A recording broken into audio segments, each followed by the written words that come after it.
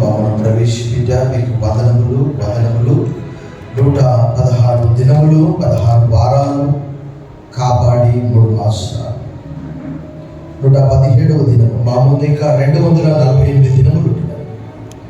మాకు జ్ఞాన హృదయం కలిగినట్లుగా చేయి. మా దినములు లెక్కించడం మాకు నేర్పు. Give us wise heart and teach us to number our days.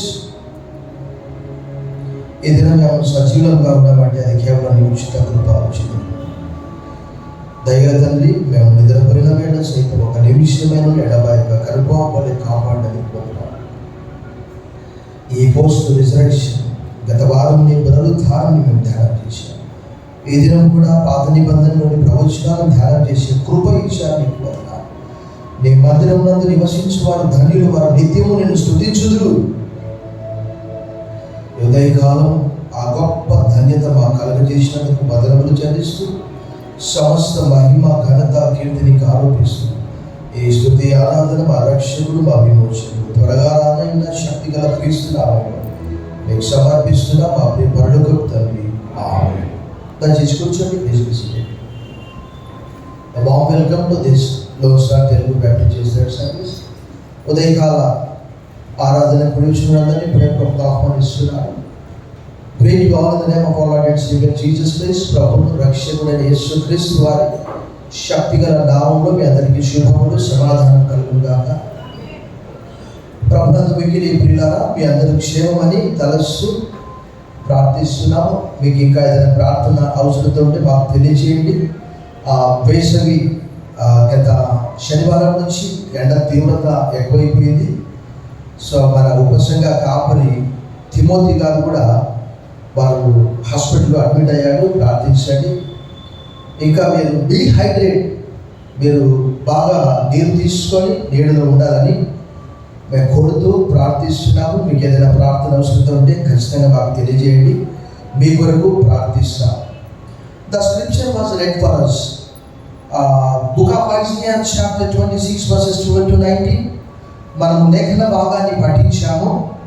అందులో అద్భుతమైనటువంటి విషయాలు నాకు ఎక్కువగా యెషయా గ్రంథంలోని ప్రవచనాలంటే ఎక్కువగా ఇష్టం నాకు. ఎందుకంటే ఈ చదువుకున్న లేఖన భాగం దాదాపుగా 2740 సంవత్సరాల క్రితం రాయబడ్డది. ఈ లేఖనం 2740 years before the scripture was prophesied through the prophet of Isaiah. ఇందులో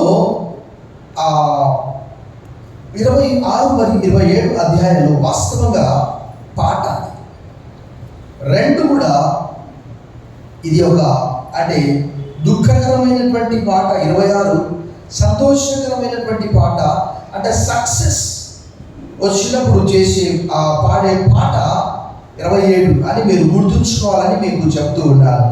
నేను చెప్పినట్టు చెప్పండి. తర్వాత మనము ఒక లేఖన భాగం చదివి దాన్ని అనుసంధానంగా ఒక పాట కూడా పాడతాం. 512 26, 3, 4 మనం అందరం కలిసి చదువుకుందాం. 26వ అధ్యాయానికి అది ముఖ్యమైనటువంటి అంశము. Let us read as unison. అందరం కలిసి ఒకేసారి 3 మరియు 4 వచనాలు మనం చదువుదాము. ఎవని మనస్సు నీ మీద ఆనుకున్నో వారిని నీవు పూర్ణ శాంతి గల వారిగా కాపాడుదువు. ఏమైనా అతడు నీ యందు విశ్వాసముంచి ఉన్నాడు. యెహోవాయే నిత్యాశ్రయ దుర్గము, యుగ యుగములు యెహోవాను నమ్ముకోండి. మరలా 19వ వచనం కూడా చదువుదాం. మృదులైన నీ వారు బ్రతుకుదురు, నా వారి శవములు సజీవములగును. మట్టిలో పడి ఉన్న వారులారా మేల్కొని ఉత్సహించుడి. నీ మంచు ప్రకాశమానమైన మంచు, భూమి తనలోని ప్రేతలను సజీవులంగా. దీనికి అనుసంధానంగా మనం ఒక పాట పల్లవి ఒక 2 లేక 3 చరణాలు మనం పాడతాం. 512వ పాట. అందులో ఏమని రాయబడిందంటే మరణ దుఃఖ బాధలు తొలగిపోవును. 512వ పాట స్వతంత్ర రాజ్యము, ప్రభు రాజ్యము, స్వామి యేసు ఘన సామ్రాజ్యము, స్వకీయ రాజ్యం మన రాజ్యం, సమాధానం గల రాజ్యం. అందులో మొదటి చరణం, 2వ చరణము మన దేవుని సహవాసము కలుగును, మరణ దుఃఖ బాధలు మరి తొలగును, ఎనలేని కాంతి అయి ప్రభు వెలుగును, కనలేమిక చీకటి తొలగును.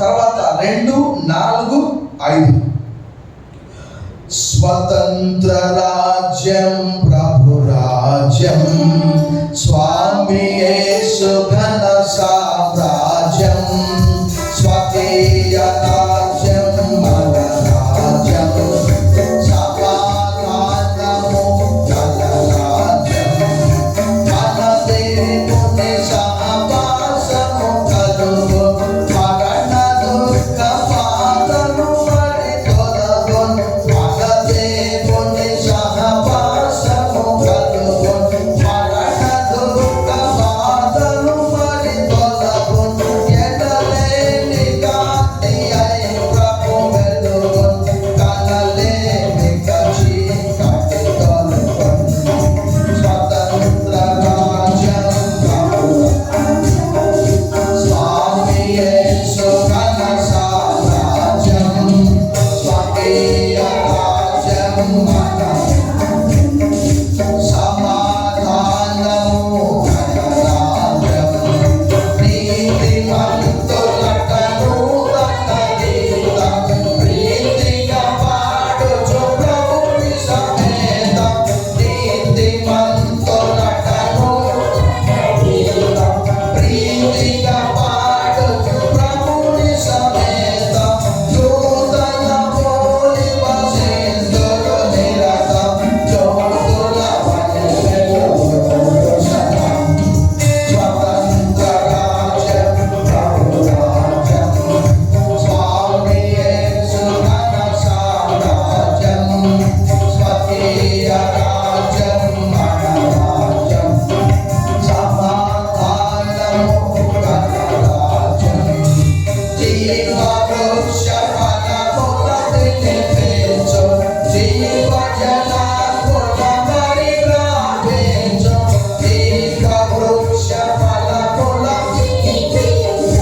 జీవజల ఫల మరి రావించు దేవుని కనక నీటిని దొడుచు దేవతలందరి పైనుంచు స్వతంత్ర రాజ్యం ప్రభు రాజ్యం స్వామి యేసు ఘన సామ్రాజ్యం స్వకీయ రాజ్యం మన రాజ్యం సమాధానము గల రాజ్యం. ప్రభునందు మిక్కిలి ప్రియులారా, దేవుడు వారందరినీ దాదాపుగా 116 దినాలు 16 వారాలు 3 మాసాలు కాపాడాడు. ఈ దినం 117వ దినము. మన ముందు ఇంకా 248 దినములు మాత్రమే ఉంటున్నవి. మనము చప్పట్లు కొట్టి ప్రభువును బయటపరుస్తాం. మనం చూస్తున్నాము ప్రపంచ పరిస్థితులు అన్నీ కూడా బైబిల్ గ్రంథంలో రాయబడిన రీతిగానే జరుగుతూ ఉన్నాయి. Every prophecy is fulfilled. ప్రతి లేఖనము కూడా నెరవేరుతూ ఉన్నది. ఎలా అంటే లేఖనం ఎలా చెప్పిందో అలా వారు తిరిగి 1948వ సంవత్సరంలో యూదులు తమ దేశానికి తిరిగి వచ్చారు. ఇప్పుడు చదువుకున్న లేఖన భాగం మీకు అర్థం కావాలంటే కొంచెం కష్టమైనటువంటిదే. ఎందుకంటే నేను అదే పనిగా రాసి చదువుతూ ఉంటాను కాబట్టి ఇక్కడ బబులోను చెరకు వెళ్ళడానికి దేవుడు వారిని సిద్ధపరుస్తూ ఉన్నాడు. యెషయా నెత్తి నోరు మొత్తుకున్నాడు. అయినప్పటికీ కూడా వారు వెళ్ళే చెరకు కొనిపోబడ్డారు. కానీ లేఖనం యొక్క ప్రత్యేకత ఏంటి తెలుసా? జరగకముందే ఖచ్చితత్వంతో జరిగినట్లు రాయబడి ఉన్నది. అంటే అంత ఖచ్చితంగా. ఉదాహరణకు ఒక చిన్న మాట చెప్తాను మీకు. ఏలైనగా మనకు ఎప్పుడు పుట్టాడు? అంత ఖచ్చితత్వంతో చప్పట్లు కొట్టి ప్రభువును మహిమపరచండి. 740 సంవత్సరాలకు ముందే పుట్టినట్లు రాయబడ్డది. కుమారుడు అనుగ్రహింపబడెను. Son is given, child is born. అంటే మీరు అర్థం చేసుకోవడానికి మాత్రమే కేవలం లేఖనం నేను తెలియజేస్తున్నాను. ఇప్పుడు మనం చదువుకున్నటువంటి లేఖన భాగంలో పునరుత్థానాన్ని గురించి రాయబడినది. గత వారం కూడా నేను చెప్పాను, పునరుత్థానం ద్వారా మనకు ఒక నిరీక్షణ కలిగింది. That is life after death. చనిపోయిన తర్వాత అక్కడ మరి ఒక జీవితం మనకు ఉంటున్నది. ఇక్కడ మనం 60, 70, 80 సంవత్సరాలు మాత్రమే బ్రతుకుతున్నాము. మనందరికీ తెలుసు మానవుల ఆయుష్ ఒకప్పుడు ఎంత? 900 ఎంత? మనుషులు ఎంతకాలం బ్రతికాడు? 965 సంవత్సరాలు, అంతకంటే ఎక్కువ. అలాంటి ఆయుష్ సడన్ గా వారి పాపాన్ని బట్టి దేవుడు ఏం చేశాడు? అయినను వారి దినము 120 సంవత్సరములకు అన్నాడు. ఆదికాండం 6వ అధ్యాయంలో మోషే భక్తుడు 90వ కీర్తన 10వ వచనంలో రాస్తూ, మా ఆయుష్కాలము 70 సంవత్సరములు, అధిక బలం ఉన్నది 80 సంవత్సరములను, అయినను వాటి వైభవం ఆయుష్ను దుఃఖమే, త్వరగా గతించి మేము ఎగిరిపోము. ఇక్కడ వారు దేవుని మాటను వినలేదు కాబట్టి దేవుడు వారిని చెరసాలకు పంపించాడు. 70 సంవత్సరాలు ఆధ్యాత్మికంగా వారు పడిపోయారు. ఆధ్యాత్మికంగా పడిపోవడం అనేది కూడా బైబిల్ పరంగా ఏంటి తెలుసా? చావు కిందికి లెక్క. అనేకమైనటువంటి ఉపమానాలు దేవుడు చెప్పాడు. ఉదాహరణకి యెహెజ్కేలు గ్రంథం 37వ అధ్యాయం 1 నుంచి 14 వచనాల్లో చూస్తే, ఎవరిని? యెహెజ్కేలుని తీసుకొని వెళ్ళి ఎక్కడ వెళ్ళాడు? ఒక లోయలోకి తీసుకొని వెళ్ళాడు. అక్కడంతా ఏమున్నాయి? ఎముకల యొక్క లోయలోకి తీసుకొని వెళ్ళి దేవుడు ఆయన్ని ప్రశ్నిస్తూ ఉన్నాడు, నరపుత్రుడా, ఈ ఎండిపోయినటువంటి ఎముకలు మరలా జీవింపగలవా అంటే ఆయన ఏమంటున్నాడు? ప్రభా, అది నీకే తెలుసు నాయనా. ఆ లేఖన భాగంలో ఇశ్రాయేలీయులు ఆధ్యాత్మికంగా అధమ పాతాళమునకు పడిపోయారు. మరలా వారు బ్రతుకుదమన్న ఆశ లేదు. అక్కడ రాయబడ్డది 39 నుంచి 10, 11, 12, 13, 14 రాయబడ్డది. కానీ దేవుడు మరలా యెహెజ్కేలుతో ఆజ్ఞాపిస్తున్నాడు, యెహెజ్కేలు నువ్వు చెప్పు వారికి, ఆ ఎముకలకు ఇలా చెప్పు. ఏమని చెప్పు? ఆ ఎముకలకు మరలా ఆ నరములు, మాంసము అన్నీ వచ్చాయి, కానీ చివరికి ఏం లేదు తెలుసా? చెప్పండి ఎవరైనా. జీవాత్మ లేదు. మరణ ప్రవచనం ఎత్తి ప్రవచించినప్పుడు ఆ ఎముకలన్నీ కూడా వాటిలో ప్రాణం వచ్చినట్లు అక్కడ రాయబడినది. మీకు సమయం ఉంటే తర్వాత చదువుకోండి. చప్పట్లు కొట్టి ప్రభువుని మహిమపరచాలి. అంటే చూడండి, దేవుని వాక్యము మనం సరిగా చదవట్లేదు. ఉదాహరణకు మనం చదువుకున్న లేఖన భాగం కంటే ముందుగా ఒక లేఖన భాగాన్ని, అది నాకు నోటికే కానీ మీ కొరకు మాత్రమే నేను చూడండి. 25వ అధ్యాయము 8వ వచనము చూడండి ఒకసారి. నేను బైబిల్ వైపు చూడట్లేదు, మీ వైపు చూస్తున్నాను. మరణము మరెన్నటికీ ఉండకుండా ఆయన ఏం చేస్తాడట? మృంగి వేస్తాడట. వారి కన్నుల నుంచి వచ్చే ప్రతి బాష్ప బిందువునైనా చప్పట్లు కొట్టి ప్రభువుని మహిమపరచాలి. చాలా చోట్ల రాయబడి ఉన్నది. పాత నిబంధనలో కూడా ఎప్పుడైనా మీరు చదివితే పాత నిబంధనలో కూడా ప్రవచనము చాలా చోట్ల రాయబడ్డది. ఉదాహరణకు మీకు అర్థం కావడానికి హోషేయ గ్రంథం 13వ అధ్యాయం 14వ వచనం ఒకసారి చదవండి, మీకు అర్థమవుతుంది. ద బుక్ ఆఫ్ హోషేయ చాప్టర్ 13 verse 14. హోషేయ గ్రంథం అంటే దానియేలు తర్వాత మీకు వస్తుంది. కొంచెం కష్టంగా ఉంటుంది పుస్తకం తీయడానికి. పాతాళ వర్షములో నుండి నేను వారిని విమోచించును, మృత్యువు నుండి నేను వారిని రక్షించును. ఓ మరణమా నీ విజయం ఎక్కడ? ఓ మరణమా నీ ముళ్ళెక్కడ? ఈ లేఖను మనం ఎక్కడ చూస్తాము? కొరింథీయులకు రాసిన మొదటి పత్రిక 15వ అధ్యాయము 54వ వచనం నుండి ఆ విషయాన్ని మనం చూస్తాం. అంటే చాలా మందికి బైబిల్ పట్ల అవగాహన లేక, విశ్వాస విషయంలో ఎదగలేక వెనకబడి ఉంటున్నారు. ఇక్కడ వారు నిరుత్సాహంతో ఉంటున్నారు. 12వ వచనం నుండి మనం చదువుకున్నటువంటి లేఖన భాగంలో మనకున్న సమయంలో వేగంగా లేఖనం చదువుకుందాం. మనం అక్కడ వాళ్ళు అంటున్నారు, యెహోవా నీవు మాకు సమాధానము స్థిరపరచు మాకు సమాధానం కలగజేస్తున్నావు.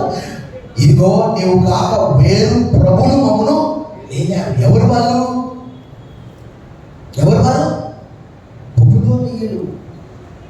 70 సంవత్సరాలు క్షణం వెళ్ళారు, ప్రవచించబడ్డది, కానీ ఇక్కడ వెళ్ళలేదు. మీరు జాగ్రత్తగా లేఖనాలు చదివితే, ఇప్పుడు నేను ఇర్మియా గ్రంథము ఆంగ్లం మరియు తెలుగు రాస్తున్నాను. ప్రతి అధ్యాయం కూడా మన కళ్ళకు కట్టినట్లుగా 70 సంవత్సరాలు చెరకు వెళ్తారు అని ఇర్మియా చెప్తే, ఇర్మియా ఏం చేస్తారు తెలుసా? వీళ్ళు ఏం పోలి చెప్తున్నాడు, తీసుకుపోయి చీకటి గదిలో బొండాలు వేసి బిగిస్తారు. అంటే ఈరోజు వాక్యము ఎవరైతే ఖచ్చితంగా చెప్తున్నారో వారికి ఖచ్చితంగా శ్రమ ఉంటున్నది. ఆ రోజు ఇర్మియాకు ఉన్నది. ఆ రోజు యెషయా ఏం చేశారు? రంపముతో 2 ముక్కలుగా కోసేశారు. రాయబడ్డ రంపములతో కోయబడ్డారంటే ఆయనే. ఇర్మియాతో దేవుడు చెప్పాడు, వారు విన్నా పర్వాలేదు, వినకపోయినా పర్వాలేదు, పోయి యెహెజ్కేలుతో కూడా అదే చెప్పాడు. యెహెజ్కేలు గ్రంథం 2వ అధ్యాయం ఏమన్నాడు? నీవు ఎవరి మధ్యలో ఉన్నావు? ఇనుప ట్రేళ్ల మధ్య ఉన్నావంట. మనుషులే తేళ్ల కంటే ఎక్కువ. మనందరికీ తెలుసు, పాముకు ఎక్కడుంటది? తల ఉంటుంది. దేవునికి ఎక్కడుంటది? మనిషికి. అంటే ఆ ఇశ్రాయేలును గురించి అలా రాయబడి యెహెజ్కేలు 2వ అధ్యాయం. అయితే మీరు చూడండి, ఇది ఒక విషాద గీతం. దుఃఖపడుతూ ఉన్నారు, వారికి ఏమాత్రము నిరీక్షణ లేదు. చాలా మంది కూడా ఈ లోకంలో మనం చూసిన వార్తాపత్రిక తీయగానే వారికి ఇంకా ఏ ఆశ కనిపించదు. ఏం చేస్తారు చెప్పండి? ఒక విషాదమైనటువంటి కథ ఏంటి తెలుసా?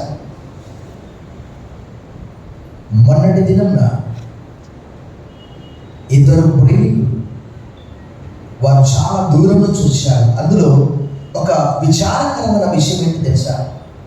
ఒక క్రైస్తవుడు ఒక అమ్మాయిని ప్రేమించి, అతని వయసు కేవలం 23 సంవత్సరాలు మాత్రమే, పేరు జోసెఫ్ రత్నకుమార్. లాడ్జీలో వచ్చి సర్టిఫికెట్స్ వెరిఫికేషన్ కొరకు వచ్చాము, కౌన్సిలింగ్ కొరకు వచ్చామని చెప్పి ఒక లాడ్జీలో దిగి ఏం చేశారు? 2 కూడా గడ్డి మందు తాగి చనిపోయారు. శవాలు వాసన వస్తున్నాయి, తలుపులు మూసుకున్నారు. 3 రోజుల తర్వాత చూస్తే భయంకరమైనటువంటి దుర్గంధము.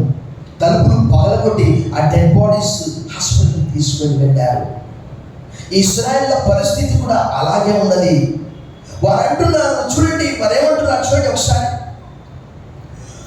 వారు ఏమంటున్నారు తెలుసా? 14వ వచనంలో, చచ్చిన వారు మరలా బ్రతుకరు, ప్రేతలు మరలా లేవరు, అందుచేత నీవు వారిని దండించి నశింపు. వారిని అంటే ఎవరికి తెలుసా? బబులోనీయులను. ఇప్పుడు మనకు సమయం లేదు. ప్రభువునందు మిక్కిలి ప్రియులారా, లేఖనము తెలియజేస్తూ ఉన్నది, యేసు ప్రభువారు ఎప్పుడైతే చనిపోయాడో ఆయన పెద్ద కేక పెట్టి ప్రాణం విడిచాడు అన్నటువంటి విషయం మత్తయి సువార్త 27:50లో రాయబడ్డది. దాని తర్వాత 51, 52, 53, 54 రాయబడ్డ విషయం ఏంటి తెలుసా? దేవాలయపు తెర ఏమైందట? పైనుంచి క్రిందికి చెరిగిందట. దాని తర్వాత ఏం జరిగింది తెలుసా? భూమి వణికెను, బండలు బద్దలైపోయాయి. సమాధుల్లో నివసించే అనేక మందులు ఏం చేశారట? బయటకు వచ్చారట. ఎక్కడైనా జరుగుతుందా ఇది? నేను ఒకటి చెప్తాను, మానవుల విశ్వాసం మీదనే వారి జీవితం ఆధారపడి ఉన్నది. ఏ గ్రంథంలోనైనా ఎక్కడైనా మృదులు సజీవులుగా అయి వారు రోడ్ల మీద తిరుగుతూ ఉంటే మనం ఏమనుకుంటాం తెలుసా? ఇప్పుడైతే భూతాలు, ఎందుకంటే అక్కడ ఉండేది ప్రేతులు. వాస్తవంగా చెప్తున్నాను నేను, నమ్మక ముందు ఎక్కడైనా హిందువుల సమాధి తోట వచ్చిందంటే దాని పక్క నుంచి వెళ్తే గజగజ వణికేవాడిని. ఎందుకు తెలుసా? చచ్చిపోయిన వాళ్ళు వచ్చి పట్టుకుంటారని నాకు కలిగిన అనుభవం చెప్తున్నాను. కానీ నమ్మిన తర్వాత ఇంతకుముందు పనిచేసినటువంటి చోట సమాధుల తోటకు నాకు ఒక పెట్ ఉండేది, డాగ్ ఉండేది. దాన్ని తీసుకొని వెళ్ళేది సాయంకాలం పూట. అందరూ అడిగేవారు, పాస్టర్ గారు అక్కడ వెళ్ళామంటే చెప్పేవాడు నేను, అవునయ్యా ఒక పాస్టర్ గారు చనిపోయారు నేను వెళ్ళే ముందు చెప్పాను. ఆయన లోపల ఉక్కబెట్టి బయటికి వచ్చాడు, ఆయనతో నేను మాట్లాడానని చెప్పాను. లోపల చాలా ఉక్కబెడుతుంది ఆయనకు. అందుకే బయటికి వచ్చాడు, ఆయనతో కాసేపు మాట్లాడి వచ్చాడు. ఆ సమాధితో అంతా కూడా కలిదింత దాదాపు ఒక 15-20 ఎకరాల స్థలంలో సమాధి తోట ఉన్నది. ఇక్కడ కూడా మనం చదువుకుందాం ఒకసారి. మత్తయి సువార్త 20వ అధ్యాయము, మత్తయి సువార్త 27వ అధ్యాయం ఒకసారి మనం చదువుదాం, మనకు అర్థమయ్యే భాషలో. Let us read the scripture from the gospel according to Saint Matthew chapter 27. మనం చదువుదాం ఒకసారి. చూడండి 52వ వచనం చూడండి. సమాధులు తెరవబడెను, నిద్రించిన అనేక మంది పరిశుద్ధుల శరీరములు లేచెను. వారు సమాధుల్లోని బయటికి వచ్చి ఆయన లేచిన తర్వాత పరిశుద్ధ పట్టణంలో ప్రవేశించి అనేకులకు ఎలా ఉంది అంటే, కొన్నిసార్లు చెప్తే మీకు బాధ.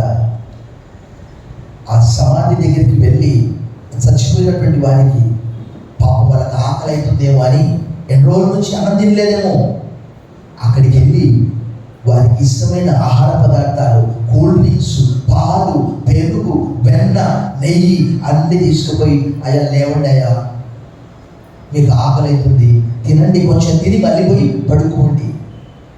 అలాంటి నమ్మకంతో మనం ఉంటున్నాం. ఇక్కడ లేఖనాలు తెలియజేస్తూ ఉన్నవి, కేవలం ఆ దేవాలయము తెర చిరిగినప్పుడు అన్ని జనులకు ప్రవేశం కలిగింది. తర్వాత మరొక లేఖన భాగం చూడండి. ఆయన శ్రమ పడిన తర్వాత అపోస్తలుల కార్యం 1వ అధ్యాయం 4వ వచనం చూడండి జాగ్రత్తగా. Acts of apostles chapter 1 verse 4.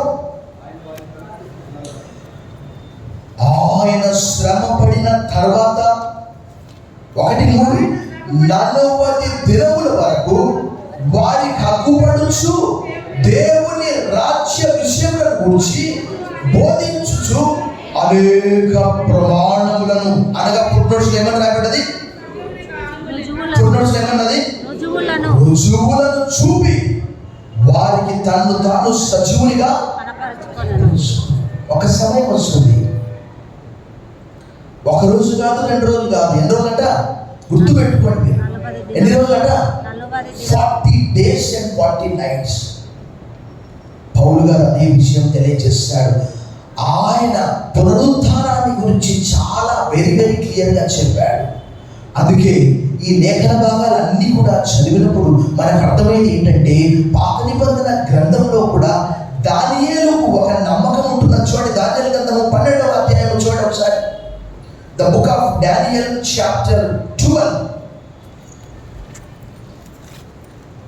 verse 2. మరియు సమాధులలో నిద్రించు అనేకులు మేలుకొనెదరు. కొందరు నిత్య జీవం అనుభవించుటకును, కొందరు నిందపాలకుటకును, నిత్యముగా హేయులకుటకును. చూడండి ఎంత చక్కగా ఈ మాటలు ఎప్పుడైనా మనం చదివితే, నిద్రించడము మేలుకొనడము, నిద్రించడము మేలుకొనడము. ఎక్కడైనా ఏ గ్రంథాల్లోనైనా చావును నిద్ర అని అంటారా? అంటే శాశ్వతమైనటువంటి నిద్ర కాదు, కొంతకాలం నిద్రిస్తారు. ఇక్కడ కూడా యెషయా గ్రంథంలో అదే, వారికి ఏమాత్రం మాకు ఆశ లేదు. చూడండి, అక్కడ చచ్చిన వారు మరణ బ్రతకరు, ప్రేతలు మరణ లేవరు, అందుచేత నీవు వారిని దండించి నశింపచేసి. వారు ఎవరంటే బబులోనీయులు. వారి పట్టణం పెంట కుప్పగా మార్చబడింది. యెషయా గ్రంథం 13-14 అధ్యాయాలు మీరు ఇంటికి వెళ్ళిన తర్వాత మీరు చదువుకోండి. వారికి ఎన్నటికీ స్మరణకు రాను అనే మాట అక్కడ రాయబడ్డ చాలా స్పష్టంగా. వారి గురించి మాట్లాడుతూ ఉన్నాడు భక్తులు. ఇంకా అక్కడ రాయబడింది, వారికి స్మరణకు రాకుండా వారిని తుడిచివేశావు. యెహోవా నువ్వు జనం వృద్ధి చేసినవి, జనం వృద్ధి చేసి దేశం యొక్క సరిహద్దులను విశాలపరిచి నువ్వు భయపరచు. యెహోవా శ్రమలో వారు నిన్ను తలంచుకొని, నీ శిక్ష వారి మీద పడినందున వారు విశేషంగా ఏం చేశారట? దీన ప్రార్థనలు చేశారట. వారు నిరాశలో ఉన్నారు. ఎందుకంటే వారు యెరూషలేము విషయంలో చచ్చిపోయిన వారు, ఆధ్యాత్మికంగా చనిపోయారు. మీకు అర్థం కావడానికి ఆ చదివిన లేఖన భాగంలో నుంచి ఒక లేఖన భాగం చూపిస్తాను. హెజ్కేలు గ్రంథం 37వ అధ్యాయంలో వారు అంటున్నారు, ఏ మాత్రం మాకు ఇక ఆశ లేదు. 37 చూడండి ఒకసారి, 37:11. అప్పుడు ఆయన నాతో ఇట్లా, నరపుత్రుడా, ఈ ఎముకలు ఇశ్రాయేలీయులందరినీ సూచించున్నాయి. వారు మన ఎముకలు ఎండిపోయాను, మన ఆశ విఫలమాయను, మనం నాశనమైపోతుంది అని అనుకుంటున్నారు. వారికి ఏమాత్రము ఒక నిరీక్షణ లేదు. ప్రభునందు మిక్కిలి ప్రియులారా, మనకైతే ఒక గొప్ప శుభప్రదమైనటువంటి నిరీక్షణ ఉంటున్నది. దేవుని వాక్యంలో రాయబడ్డది. ఇందాక మనం పాడుకున్నటువంటి ఆ పాటలో ప్రకటన గ్రంథం 7:17లో రాయబడ్డది. ప్రకటన గ్రంథం 21:40లో రాయబడ్డది. మరణం ఇక ఎన్నటికీ ఉండకుండా ఆయన బ్రగివేశాడట. మనం చదువుకున్న యెషయా గ్రంథం 25. మరణం ఉండదు, దుఃఖం ఉండదు, ఏడుపు ఉండదు. ప్రకటన గ్రంథం 21:4లో ఆ విషయం రాయబడ్డది. ఇక్కడ కూడా వారు నిరాశ నిస్పృహలు ఈ మాట మాట్లాడుతూ ఉన్నారు. యెహోవా ప్రసూతి కాలము సమీపింపగా గర్భవతి వేదన పడి కలిగిన వేదనల చేత మొరపెట్టినట్లు మేము నీ సన్నిధిలో మేము గర్భము ధరించి వేదన పడితివి, ఆ గాలిని కన్నట్టు ఉంటే మేము లోకంలో రక్షణ కలగజేయకపోతివి, లోకంలో నివాసులు. వారితో దేవుడు ఒక నిబంధన ఏర్పాటు చేసుకొని లోకమంతటికి దేవుడి వాక్యం అందించాలని ఆయన సంకల్పించాడు. భక్తుడు పౌలు ఒక అద్భుతమైన మాట అంటాడు, సమయం లేదు మనకు. లోకమును క్రీస్తుతో సమాధానపరచుకోవడం అంటే వారిని విసర్జించడము లోకమును దేవుడితో సమాధానపరుచుకోవడం అయితే, వారిని చేర్చుకోవడము ఏంటి తెలుసా? మృతులు సజీవులైనట్టే అని అంటున్నాడు రోమాపత్రిక 11:15. అంటే వారిని తాత్కాలికంగా విసర్జించాడు, లోకమును సమాధానపరుచుకున్నాడు. ఒకవేళ వారిని చేర్చుకోవడం అంటే భక్తుడు అంటున్నాడు మృతులు సజీవులైనట్టే. రోమాపత్రిక 11:15 అంటున్నాడు. చివరి ఈ లేఖన భాగం చదివి మనం ముగించుకుంటాం. మృతులైన నీ వారు బ్రతుకు అంటే ఆధ్యాత్మికంగా వారు మరణ బ్రతుకుతారు. అలాగే పునరుద్ధానాన్ని గురించి కూడా ఇది సూచిస్తుంది. There is life after death. మరణ 1000 సంవత్సరాల పరిపాలనలో ఈ గీతం పాడుతూ ఉన్నారు వారు. మనకు ఒక 30 నిమిషాల్లో ఈ లేఖనం అర్థం కాదు. ఎందుకు అని అంటే చూడండి, ఎందుకు అలా అంటే ఆ 1000 సంవత్సరాల పరిపాలనలో, ఆ పునరుద్ధానంలో 26వ అధ్యాయంలో 1వ వచనం, ఆ దినమున యూదా దేశంలో జనులు ఈ కీర్తన పాడతారు. ఏమని? బలమైన పట్టణం ఒకటి మనకున్నది, రక్షణను దానికి ప్రాకారములుగాను బురుజులుగాను ఆయన. అంటే ఇంకా ఎవరు కూడా లోపలికి ప్రవేశించడానికి వీలు లేదు. చాలా జాగ్రత్తగా లేఖనాలు చదవాలి. మనం అర్థం చేసుకోవాలంటే ఇది ఒక రోజులో అర్థం కాదు. ఇది ఇక్కడ రాయబడి ఉన్నది. కానీ తర్వాత దేవుడు ఒక విజయ గీతం పాడుతున్నాడు. 27వ అధ్యాయంలో చూడండి, 27:2 వచనం, ఆ దినమున అంటే ఈ 2 చోట్ల చూడండి మీరు, 26 మొదటి వచనము, 27 2వ వచనంలో ఏమని రాయబడ్డది? ఆ దినమున. 27:2, ఆ దినమున మనోహరము ఒక ద్రాక్షవనం ఉండును, దాని గురించి. ఆ ద్రాక్షవనం ఏంటి తెలుసా? ఏంటి ఆ ద్రాక్షవనం? ద్రాక్షవనం అంటే యూదా ప్రజలే. మృతులైన నీ వారు బ్రతుకుదురు, నా వారి శవములు సజీవములను, మట్టిలో పడి ఉన్న వారులారా మేల్కొని ఉత్సహించుడి. నీ మనసు ప్రకాశమానమైన మనసు భూమి తనలోని ప్రేతలను. ఈరోజు క్రైస్తవ జీవితంలో లేఖనాలను పఠించలేక అనేక మంది వెనకబడి ఉంటున్నారు. ఈ లేఖనాలు ఎంత చక్కగా రాయబడ్డాయి. నిబంధన ప్రజల్ని నేను ఒక కొత్త నిబంధన చేస్తానన్నాడు ఇర్మియా గ్రంథం 31:31. కానీ బబులోనీయులు నిబంధన ప్రజలు కాదు, వారిని నాశనం చేశాడు. ఒక లేఖన భాగం మీకు చూపిస్తున్నాను చూడండి. 11వ అధ్యాయము యెషయా గ్రంథము చూడండి, 11వ అధ్యాయం 20వ వచనంలో ఇలా రాయబడింది, అది మరెన్నడూ నివాస స్థలముగా ఉండదు, తరతరములకు దానిలో ఎవడును అరబ్బీల ఒకడైన అక్కడ తన గుడారం వేయడు, గొర్రెల కాపరులు తమ మందలను అక్కడ. ఆ రోజు బబులోను ఈ రోజు ఇరాక్ దగ్గర పెంట కుప్పగా మారిపోయింది. అదంతా ఇర్మియా గ్రంథము 51 వచ్చిన అధ్యాయాల్లో రాయబడింది. ఇంటికి పోయిన తర్వాత మీరు చూడండి, అది పెంట కుప్పగా మారిపోయింది. అది కేవలం మీరు జాగ్రత్తగా చదివితే ప్రవచన ప్రకారమే బబులోను పెంట కుప్పగా మారిపోయింది. ఒకనొకప్పుడు అది ఎంతో వైభవంగా ఉన్నది. ఇప్పుడు చదువుకున్నటువంటి ఆ 13-14 అధ్యాయంలో ఆ బబులోను గురించే ప్రవచనం. అది ఆమోసు కుమారుడైన యెషయాకు బబులోను గురించి ప్రత్యక్షమైన దేవోక్తి అని 13:1 రాయబడింది. ఆ పట్టణం అంతా కూడా పాడైపోయింది. దేవుడు దాన్ని సంపూర్తిగా వారందరినీ కూడా ఎక్కడంట పాతాళంలో పడుకోబెట్టారట. 14:9 రాయబడినది. ప్రభునందు మిగిలి పిల్లారా, ఆ రోజు ఇశ్రాయేల్ ప్రజలతో ఈ నిబంధన చేస్తూ ఉన్నాడు దేవుడు. వారంతా కూడా తమ తప్పిదాన్ని ఒప్పుకుంటూ ఉన్నారు. మేము గర్భం ధరించి వేదన పడ్డాం ప్రభా, గాలిని కన్నట్టు ఉంటుంది, మేము లోకంలో రక్షణ కలగజేయకపోతే లోకంలో నివాసులు పుట్టలేదు. కానీ దేవుని ప్రజలకు ఒక ఆశ, ఒక నిరీక్షణ. ఆ నిరీక్షణ మనకు ఉంటున్నదా?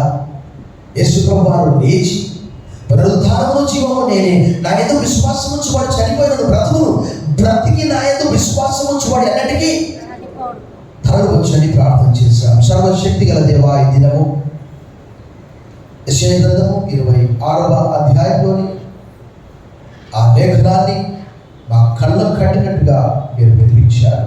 ప్రభా, నీ వదనాలు మాకు చూపించారు. మరణం ఉండకుండా మరణమైన మృగివేయును వారి కన్నీటి నుంచి వచ్చే ప్రతి బాష్ప బిందువుని ఆయన తుడిచిపోయి, దైవ తండ్రి మాకు ఇచ్చిన ఈ గొప్ప ఆశ నిరీక్షణ బట్టి శుభప్రదమైన, సజీవమైన, సంపూర్ణమైన ఒక మంచి నిరీక్షణను బట్టి ఈ లోకం విడిచిపెట్టిన తర్వాత మరి ఒక జీవితం ఉంటుందని, అది యుగ యుగాలు నీతో కూడా ఉండే జీవితం అని గ్రహిస్తూ విశ్వసిస్తూ యేసు నామములో ప్రార్థిస్తున్నాం తండ్రి. ఆమేన్.